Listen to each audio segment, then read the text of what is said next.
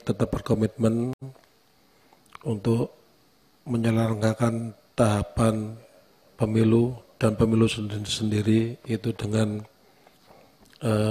baik dan benar, dengan terbukti hari ini mengajukan revisi Perbawaslu. Tentunya tujuannya kan agar supaya pemilu ke depan ini memang dilaksanakan dengan baik dan benar, asas luber judil serta berintegritas dan kualitas.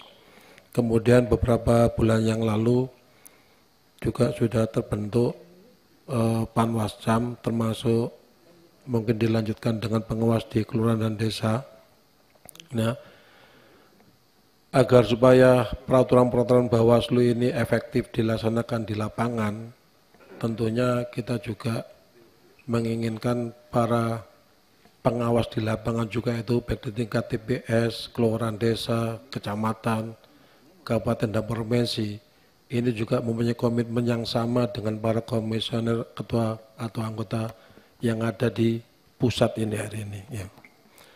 Kemudian tadi kaitan dengan penegakan Gakumdu ya, atau enggak penanganan masalah-masalah pelanggaran pemilu. Ini kan banyak cara sebetulnya dilakukan oleh Bawaslu. Salah satunya dengan penerimaan laporan. Nah, kadang-kadang ini yang kami alami adalah laporan ini. Laporan ini kadang-kadang belum diregistrasi tapi tidak diteruskan, atau diregistrasi kemudian ditolak, atau kalau bahasa hukumnya hari ini itu restorasi justice gitu ya. Nah, ini yang sering kami temui. Nah, ini juga ke depan kami harap ketua dan anggota Komisi KPU Pusat ini juga bagaimana caranya visi misi dalam menangani laporan itu atau pelanggaran pemilu itu sama sampai dengan di tingkat desa, di tingkat TPS bahkan gitu loh. Ya, ini yang kita inginkan, sehingga apa yang kita inginkan hari ini bahwa pemilu ke depan itu bisa luber judil, berintegritas dan kualitas, ini bisa tercapai.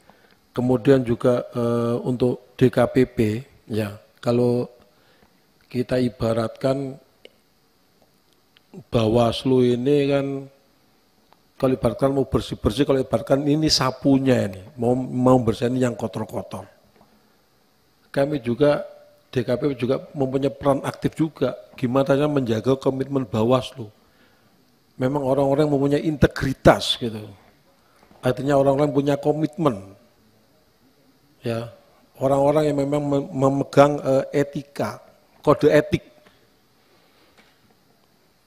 Tidak hanya perilakunya, sikapnya, kemudian ucapannya juga seperti itu. Nah, ini kami mendengar DKPP ini juga dalam menerima laporan ini juga, kami mendengar juga masih ragu-ragu.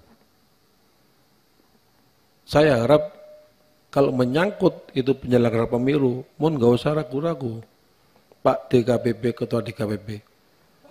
Karena para penyelenggara pemilu ini adalah saya ibaratkan juru masak nanti yang akan melahirkan para penyelenggara pemerintahan ini, termasuk para legislator ini. Kalau penyelenggara pemilunya itu tidak punya komitmen, tidak punya akhlak, tidak punya moral, gimana nanti penyelenggaraan pemilu? Jadi sekali lagi kepada DKPP, tahapan-tahapan kemarin dari mulai pemilihan Panwascam, kemudian pengawas di kelurahan desa, termasuk Bawaslu Kabupaten dan termasuk provinsi, ya tentunya banyak sudah yang masuk laporan ke DKPP. Tolong ini juga tidak lanjuti. Bahkan bila perlu, setiap RDP dengan Komisi 2, tolong disampaikan laporan yang sudah masuk per hari ini, berapa banyak yang sudah yang sudah diproses berapa, sedang proses berapa, yang ada diprotes berapa, terus bentuk sanksinya seperti apa. Sementara itu pimpinan ketua yang bisa kami sampaikan. Terima kasih.